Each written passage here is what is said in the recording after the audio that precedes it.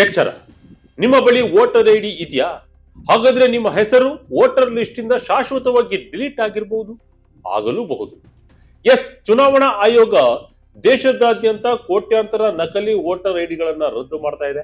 23 ವರ್ಷಗಳ ಬಳಿಕ ಇದೀಗ ಕರ್ನಾಟಕದಲ್ಲಿ ಮೆಗಾ ಆಪರೇಷನ್ ಶುರುವಾಗಿದೆ.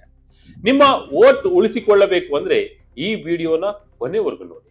ಎಸ್, ಕೇಂದ್ರ ಚುನಾವಣಾ ಆಯೋಗವು ಗುರುವಾರವಷ್ಟೇ ದೇಶದಾದ್ಯಂತ 3ನೇ ಹಂತದ ಸ್ಪೆಷಲ್ ಇಂಟೆನ್ಸಿವ್ ರಿವಿಷನ್ ಅಂದರೆ ಮತದಾರರ ಪಟ್ಟಿಯ ವಿಶೇಷ ಪರಿಷ್ಕರಣೆ ಪ್ರಕ್ರಿಯೆಯನ್ನ ಅಧಿಕೃತವಾಗಿ ಘೋಷಣೆ ಮಾಡಿದೆ.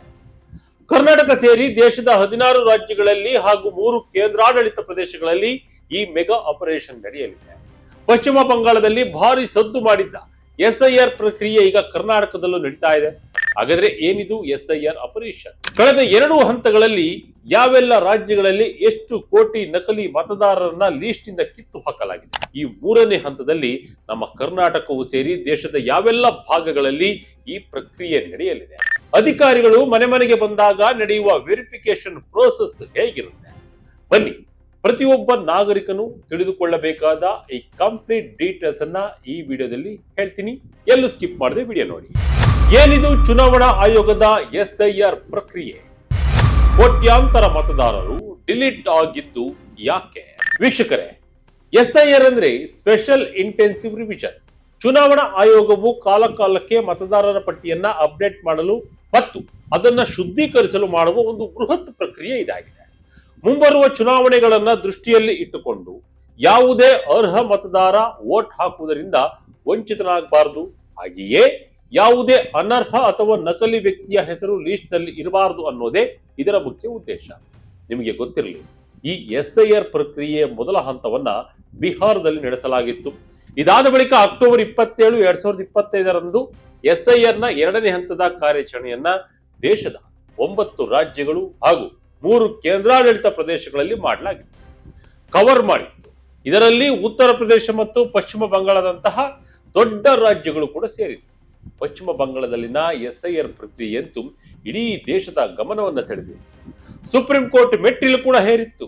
ಕೇವಲ ಉತ್ತರ ಪ್ರದೇಶ ಒಂದರಲ್ಲಿ ಅತಿ ಹೆಚ್ಚು ಅಂದರೆ ಬರೋಬ್ಬರಿ 2.4 ಕೋಟಿ ಮತದಾರರ ಹೆಸರುಗಳನ್ನ ವೋಟರ್ ಲಿಸ್ಟ್ ನಿಂದ ಡಿಲೀಟ್ ಮಾಡಲಾಗಿತ್ತು. ಇನ್ನು ಪಶ್ಚಿಮ ಬಂಗಾಳದಲ್ಲಿಯೂ 83.86 ಲಕ್ಷ ಮತದಾರರ ಹೆಸರುಗಳನ್ನ ಪಟ್ಟಿಯಿಂದ ತೆಗೆದುಹಾಕಲಾಗಿತ್ತು.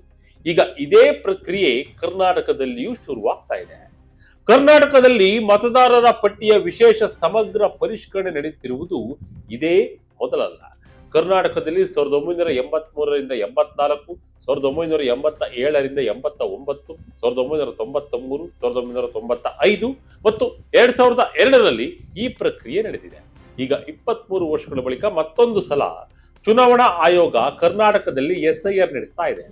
ಈ ಅಭಿಯಾನವು ಸಂವಿಧಾನದ 326ನೇ ವಿಧಿ, ಪ್ರಜಾಪ್ರಾತಿನಿಧ್ಯ ಕಾಯ್ದೆ, 1950 ಮತ್ತು 1960ರ ಚುನಾವಣಾ ನಿಯಮಗಳನ್ನ ಅನುಸರಿಸಿಯೇ ಚುನಾವಣಾ ಆಯೋಗ ನಡೆಸ್ತಾ ಇದೆ. ಶುರುವಾಯಿತು 3ನೇ ಹಂತದ ಮೆಗಾ ಆಪರೇಷನ್. ಕರ್ನಾಟಕ ಸೇರಿ 16 ರಾಜ್ಯ, 3 UTಗಳಲ್ಲಿ ಪ್ರಕ್ರಿಯೆ. ಇಷ್ಟೆಲ್ಲ ಸದ್ದು ಮಾಡಿದ್ದ ಮೊದಲ 2 ಹಂತಗಳ ಬಳಿಕ ಇದೀಗ ಎಲೆಕ್ಷನ್ ಕಮಿಷನ್ ಗುರುವಾರ 3ನೇ ಹಂತದ SIR ರೋಲ್ ಔಟ್ ಅನ್ನು ಘೋಷಿಸಿದೆ. ಈ ಬಾರಿ ದೇಶದ ಬರೋಬ್ಬರಿ 16 ರಾಜ್ಯಗಳು ಹಾಗೂ 3 ಕೇಂದ್ರಾಡಳಿತ ಪ್ರದೇಶಗಳಲ್ಲಿ ನಡೆಯಲಿದೆ. ಇದರಲ್ಲಿ ಕರ್ನಾಟಕವೂ ಕೂಡ ಇದೆ. ಚುನಾವಣಾ ಆಯೋಗ ಸ್ಪಷ್ಟವಾಗಿ ಹೇಳಿರುವಂತೆ ಈ 3ನೇ ಹಂತ ಮುಗಿದ ಬಳಿಕ ಇಡೀ ದೇಶವೇ ಈ ವಿಶೇಷ ಪರಿಷ್ಕರಣೆ ಪ್ರಕ್ರಿಯೆ ಅಡಿಯಲ್ಲಿ ಕವರ್ ಆದಂತೆ ಆಗುತ್ತದೆ. ಅಂದರೆ ಈ ಹಿಂದೆ ಕವರ್ ಆಗದ ನಮ್ಮ ಕರ್ನಾಟಕವೂ ಸೇರಿದಂತೆ ಉಳಿದ ಎಲ್ಲಾ ರಾಜ್ಯಗಳಲ್ಲಿಯೂ ಕೂಡ ಈ ಪ್ರಕ್ರಿಯೆ ನಡೆಯಲಿದೆ. ಆದರೆ ಈ 3ನೇ ಹಂತದಲ್ಲಿ ಹಿಮಾಚಲ ಪ್ರದೇಶ, ಜಮ್ಮು ಮತ್ತು ಕಾಶ್ಮೀರ ಹಾಗೂ ಲಡಾಖ್ ಅನ್ನ ಸದ್ಯಕ್ಕೆ ಹೊರಗಿಡಲಾಗಿದೆ. ಇದಕ್ಕೆ ಮುಖ್ಯ ಕಾರಣ ಅಲ್ಲಿನ ಭೌಗೋಳಿಕ ಪರಿಸ್ಥಿತಿ ಮತ್ತು ವೆದರ್. ಹಿಮದಿಂದ ಆವೃತವಾದ ಎತ್ತರದ ಪ್ರದೇಶಗಳಲ್ಲಿ ಕಾರ್ಯಾಚರಣೆ ಮಾಡುವುದು ಕಷ್ಟ. ಆಪರೇಷನಲ್ ಸಮಸ್ಯೆಗಳು ಮತ್ತು ಕಠಿಣವಾದ ಗುಡ್ಡಗಾಡು ಪ್ರದೇಶಗಳಿರುವ ಕಾರಣ ಅಲ್ಲಿನ ವಾತಾವರಣ ಅಧಿಕಾರಿಗಳ ನಿಯೋಜನೆಗೆ ಸೂಕ್ತವಾದಾಗ ಮಾತ್ರ. ಅಂದರೆ ರಾಷ್ಟ್ರೀಯ ಜನಗಣತಿಯ 2ನೇ ಹಂತ ಪೂರ್ಣಗೊಂಡ ನಂತರ ಪ್ರತ್ಯೇಕವಾಗಿ ಶೆಡ್ಯೂಲ್ ಅನ್ನ ಪ್ರಕಟಿಸಲಾಗುವುದು ಎಂದು ಆಯೋಗ ತಿಳಿಸಿದೆ. ಇನ್ನು ರಾಷ್ಟ್ರ ರಾಜಧಾನಿ ದಿಲ್ಲಿಯಲ್ಲೂ ಕೂಡ ಈ ಹಂತದಲ್ಲೇ SIR ನಡೆಯಲಿದೆ. ಎಸ್ಐಆರ್ ಪ್ರಕ್ರಿಯೆ ಮುಗಿದು ಆಗಸ್ಟ್ 5ಕ್ಕೆ ಕರಡು ಮತದಾರರ ಪಟ್ಟಿ ಪ್ರಕಟವಾಗಲಿದ್ದು ಆಕ್ಷೇಪಣೆಗೆ ಸೆಪ್ಟೆಂಬರ್ 4ರವರೆಗೆ ಅವಕಾಶ ನೀಡಲಾಗಿದೆ. ಅಕ್ಟೋಬರ್ 7ರಂದು ಅಂತಿಮ ಮತದಾರರ ಪಟ್ಟಿಯನ್ನ ಪ್ರಕಟಿಸಲಾಗುತ್ತದೆ. ಮೂರನೇ ಹಂತದ ಎಸ್ಐಆರ್ ಎಲ್ಲೆಲ್ಲಿ? ಮೂರನೇ ಹಂತದ ಎಸ್ಐಆರ್ ಪ್ರಕ್ರಿಯೆ ಎಲ್ಲೆಲ್ಲಿ ನಡೆಯುತ್ತೆ ಅಂದ್ರೆ ನಮ್ಮ ಕರ್ನಾಟಕ, ಆಂಧ್ರ ಪ್ರದೇಶ, ತೆಲಂಗಾಣ, ಮಹಾರಾಷ್ಟ್ರ, ಪಂಜಾಬ್, ಹರಿಯಾಣ, ಉತ್ತರಾಖಂಡ, ಸಿಕ್ಕಿಂ, ಅರುಣಾಚಲ ಪ್ರದೇಶ, ಮೇಘಾಲಯ, ನಾಗಾಲ್ಯಾಂಡ್, ಮಣಿಪುರ, ಮಿಜೋರಾಂ, ತ್ರಿಪುರಾ, ಒಡಿಶಾ, ಜಾರ್ಖಂಡ್ ರಾಜ್ಯಗಳಲ್ಲಿ ನಡೆಯಲಿದೆ. ಅದರ ಜೊತೆ ಕೇಂದ್ರಾಡಳಿತ ಪ್ರದೇಶಗಳಾದ ಚಂಡೀಗಢ, ದಿಲ್ಲಿ ಮತ್ತು ದಾದ್ರಾ ನಗರ ಹವೇಲಿ ಹಾಗೂ ದಮನ್ ದಿ ಯುಗಗಳಲ್ಲಿಯೂ ಕೂಡ ಮೂರನೇ ಹಂತದ ಎಸ್ಐಆರ್ ಆಪರೇಷನ್ ನಡೆಯಲಿದೆ. ಹಿಮಾಚಲ ಪ್ರದೇಶ, ಜಮ್ಮು ಕಾಶ್ಮೀರ ಹಾಗೂ ಲಡಾಖ್ನಲ್ಲಿ ಮಾತ್ರ ಎಸ್ಐಆರ್ ಪ್ರಕ್ರಿಯೆ ಸದ್ಯಕ್ಕೆ ಇಲ್ಲ. ಕರ್ನಾಟಕದಲ್ಲಿ ಸದ್ಯಕ್ಕೆ 5.52 ಕೋಟಿ ಮತದಾರರಿದ್ದು ಎಷ್ಟು ಮತದಾರರ ಹೆಸರು ವೋಟರ್ ಲಿಸ್ಟ್ ನಿಂದ ಡಿಲೀಟ್ ಆಗುತ್ತೆ ಎಂಬುದನ್ನ ಕಾದ್ ನೋಡಬೇಕಿದೆ. 2002ರಲ್ಲಿ ಎಸ್ಐಆರ್ ಆಗಿದ್ರೆ ದಾಖಲೆ ಬೇಕಿಲ್ಲ. ಬಹುತೇಕ ರಾಜ್ಯಗಳ ಅರ್ಧಕ್ಕಿಂತ ಹೆಚ್ಚು ಮತದಾರರು ತಮ್ಮ ರಾಜ್ಯಗಳಲ್ಲಿ ನಡೆದ ಕೊನೆಯ ವಿಶೇಷ ಸಮಗ್ರ ಮತದಾರರ ಪಟ್ಟಿ ಪರಿಷ್ಕರಣೆ ವೇಳೆ ಮತದಾರರ ಪಟ್ಟಿಯಲ್ಲಿ ಹೆಸರು ಸೇರ್ಪಡೆಗೊಳಿಸಿದ್ದಾರೆ. ಅಂದ್ರೆ 2002ರಲ್ಲಿ ವೋಟರ್ ಲಿಸ್ಟ್ಗೆ ಸೇರಿದ್ದಾರೆ. ಹೀಗಾಗಿ ಅವರು ಪುನಃ ಯಾವುದೇ ದಾಖಲೆಗಳನ್ನ ನೀಡಬೇಕಾಗಿಲ್ಲ. ಇನ್ನು ಹೊಸದಾಗಿ ಮತದಾರರ ಪಟ್ಟಿ ರಚನೆಯಾಗುವುದರಿಂದ ಈ ಸಂದರ್ಭದಲ್ಲಿ ಒಂದಕ್ಕಿಂತ ಹೆಚ್ಚು ಕಡೆ ಅರ್ಜಿ ಕೊಟ್ಟರೆ ಪತ್ತೆ ಮಾಡಲು ಸಾಫ್ಟ್ವೇರ್ ಬಳಸಲಾಗುತ್ತಿದೆ. ಮುಖಚಹರೆ ಮತ್ತು ಮಾಹಿತಿ 65ಕ್ಕಿಂತ ಹೆಚ್ಚು ಪ್ರಮಾಣದಲ್ಲಿ ಮ್ಯಾಚ್ ಆದರೆ ಪರಿಶೀಲನೆ ನಡೆಸಬೇಕು ಎಂದು ಆಯೋಗಕ್ಕೆ ಸ್ವಯಂಚಾಲಿತ ಸಂದೇಶ ಹೋಗಲಿದೆ. ಮತದಾರರ ಪಟ್ಟಿ ಪರಿಷ್ಕರಣೆ ಪ್ರತಿ ವರ್ಷ ನಡೆಯುತ್ತದೆ. ಹೆಸರು ಸೇರ್ಪಡೆ, ವಿಳಾಸ ಬದಲಾವಣೆ, ತೆಗೆದುಹಾಕುವುದು ಈ ರೀತಿಯ ಪ್ರಕ್ರಿಯೆ ನಡೆಯುತ್ತಾನೆ ಇರುತ್ತೆ. ಆದರೆ ವಿಶೇಷ ಸಮಗ್ರ ಪರಿಷ್ಕರಣೆ ವಿಭಿನ್ನವಾಗಿರುತ್ತದೆ. ಎಸ್ಐಆರ್ ನಲ್ಲಿ 2026ರ ಮತದಾರರ ಪಟ್ಟಿಯನ್ನ ಫ್ರೀಸ್ ಮಾಡಿ ಮನೆ ಮನೆಗೆ ಭೇಟಿ ಕೊಟ್ಟು ದಾಖಲೆಯನ್ನ ಸ್ವೀಕರಿಸಿ ಪಟ್ಟಿ ಪರಿಷ್ಕರಿಸಿ ಹೊಸ ಕರಡು ಪಟ್ಟಿಯನ್ನ ಪ್ರಕಟಿಸಲಾಗುತ್ತದೆ. ಆಕ್ಷೇಪಣೆ ಆಹ್ವಾನಿಸಿ ಹೆಸರು ಬಿಟ್ಟು ಹೋಗಿದ್ದರೆ ಅರ್ಜಿ ಹಾಕಿ ಸೇರ್ಪಡೆಗೆ ಅವಕಾಶವನ್ನ ಕೊಡಲಾಗುತ್ತೆ. ಎಸ್ಐಆರ್ಗೆ ಯಾವೆಲ್ಲ ದಾಖಲೆಗಳು ಬೇಕು, ದಾಖಲೆಗಳನ್ನ ನೀಡದಿದ್ದರೆ ಏನೆಲ್ಲ ಆಗುತ್ತೆ? ಎಸ್ಐಆರ್ಗೆ ಸಲ್ಲಿಸಬೇಕಾದ ದಾಖಲೆಗಳ ವಿವರಗಳನ್ನ ನಾವು ಒಮ್ಮೆ ಗಮನಿಸೋದಾದ್ರೆ, ಕೇಂದ್ರ ಅಥವಾ ಸರ್ಕಾರದ ಉದ್ಯೋಗಿ, ಪಿಂಚಣಿದಾರರ ಯಾವುದೇ ಗುರುತಿನ ಚೀಟಿ, ಪಿಂಚಣಿ ಸಂದಾಯ ಆದೇಶವನ್ನ ನೀಡಬೇಕಾಗುತ್ತೆ. 1987ಕ್ಕಿಂತ ಮುನ್ನ ಸರ್ಕಾರ, ಸ್ಥಳೀಯ ಪ್ರಾಧಿಕಾರ, ಬ್ಯಾಂಕ್, ಅಂಚೆ ಕಚೇರಿ, ಜೀವ ವಿಮಾ ನಿಗಮ, ಸಾರ್ವಜನಿಕ ಉದ್ಯಮ ನೀಡಿರುವ ಯಾವುದೇ ಗುರುತಿನ ಚೀಟಿ, ಪ್ರಮಾಣ ಪತ್ರ, ದಸ್ತಾವೇಜು ದಾಖಲೆಯಾಗಲಿದೆ. ಸಕ್ಷಮ ಪ್ರಾಧಿಕಾರ ನೀಡಿರುವ ಜನನ ಪ್ರಮಾಣ ಪತ್ರ, ಪಾಸ್ಪೋರ್ಟ್, ಮಾನ್ಯತೆ ಪಡೆದ ಮಂಡಳಿ, ವಿಶ್ವವಿದ್ಯಾಲಯ ನೀಡಿರುವ ಮೆಟ್ರಿಕ್ಯುಲೇಷನ್ ಶೈಕ್ಷಣಿಕ ಪ್ರಮಾಣ ಪತ್ರ ಕೂಡ ಸಲ್ಲಿಸಬಹುದು. ರಾಜ್ಯದ ಸಕ್ಷಮ ಪ್ರಾಧಿಕಾರ ನೀಡಿರುವ ಕಾಯಂ ನಿವಾಸ ಪ್ರಮಾಣ ಪತ್ರ, ಅರಣ್ಯ ಹಕ್ಕು ಪ್ರಮಾಣ ಪತ್ರ, ಒಬಿಸಿ, ಪರಿಶಿಷ್ಟ ಜಾತಿ, ಪರಿಶಿಷ್ಟ ಪಂಗಡ ಅಥವಾ ಯಾವುದೇ ಜಾತಿ ಪ್ರಮಾಣ ಪತ್ರ, ಸರ್ಕಾರ ನೀಡಿದ ಯಾವುದೇ ಜಮೀನು ಹಂಚಿಕೆ ಪ್ರಮಾಣ ಪತ್ರವನ್ನ ದಾಖಲೆಯಾಗಿ ಸಲ್ಲಿಸಬಹುದು. ಇನ್ನು ಆಧಾರನ್ನ ಗುರುತು ಸಾಬೀತು ದಾಖಲೆಗಾಗಿ ಮಾತ್ರ ಪರಿಗಣಿಸುತ್ತಿದ್ದು ಅದಕ್ಕಾಗಿ ನೀಡಬಹುದು. ಆದರೆ ಇದು ಪೌರತ್ವವನ್ನು ದೃಢೀಕರಿಸಲ್ಲ. ಅದಕ್ಕಾಗಿ ಬೇರೆ ದಾಖಲೆಗಳನ್ನ ನೀವು ನೀಡಬೇಕಾಗುತ್ತೆ. ಈ ದಾಖಲೆಗಳಿಂದ ಡ್ರೈವಿಂಗ್ ಲೈಸೆನ್ಸ್ ಹಾಗೂ ಚುನಾವಣಾ ಆಯೋಗದ ಗುರುತಿನ ಚೀಟಿಯನ್ನ ಕೈಬಿಡಲಾಗಿದೆ.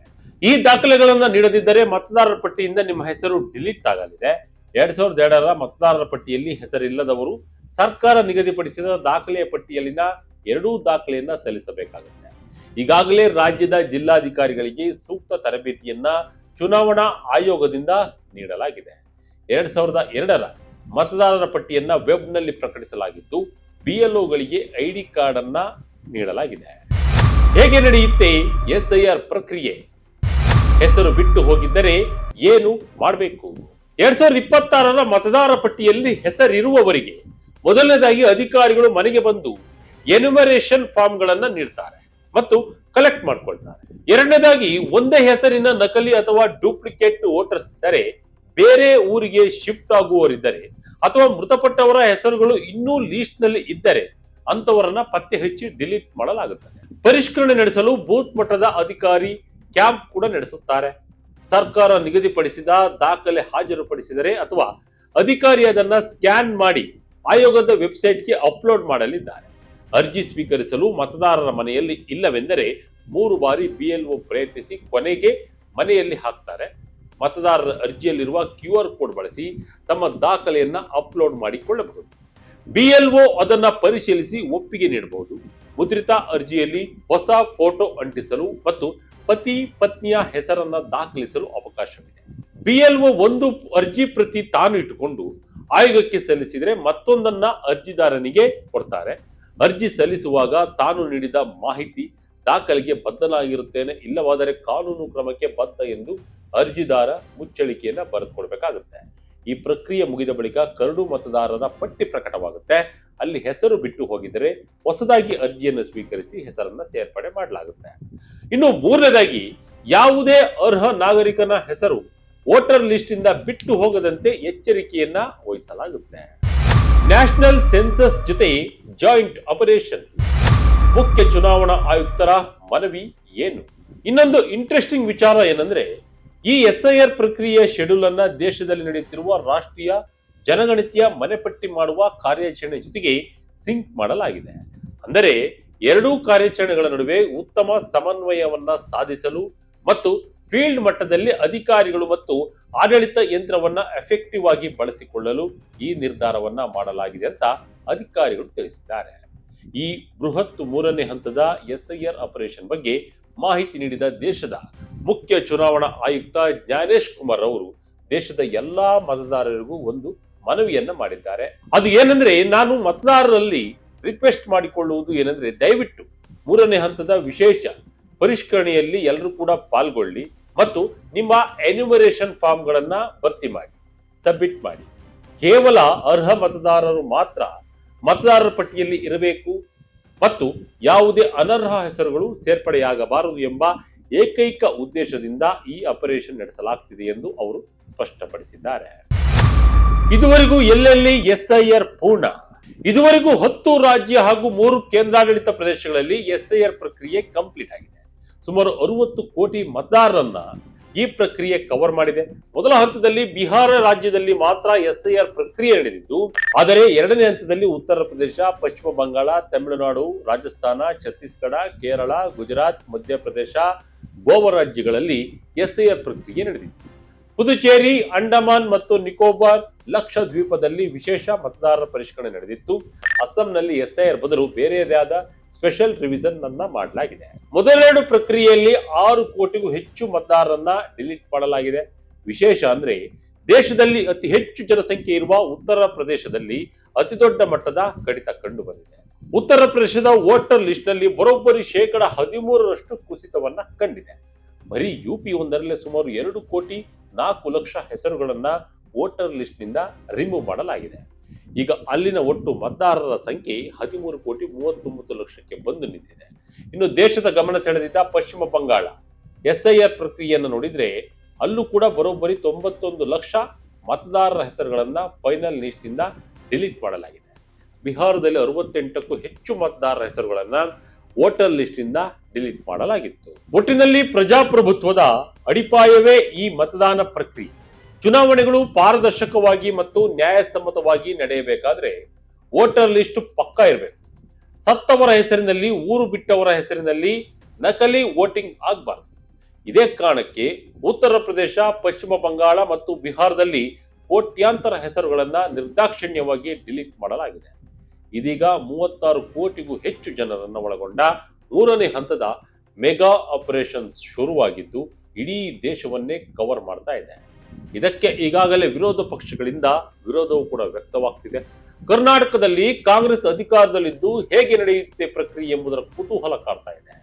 ಚುನಾವಣಾ ಆಯೋಗದ ಈ ಬೃಹತ್ ಕ್ಲೀನಿಂಗ್ ಆಪರೇಷನ್ ಬಗ್ಗೆ ನಿಮ್ಮ ಅಭಿಪ್ರಾಯವೇನು? ಕಮೆಂಟ್ ಮೂಲಕ ತಿಳಿಸಿ. ಇದಾಗಿತ್ತು ಈ ಕ್ಷಣದ ಅಪ್ಡೇಟ್. ಇದೇ ರೀತಿ ಅಪ್ಡೇಟ್ಗಾಗಿ Vijaya Kanaka website, YouTube page, Facebook page follow ಮಾಡ್ತಾ ಇರಿ. ಧನ್ಯವಾದ.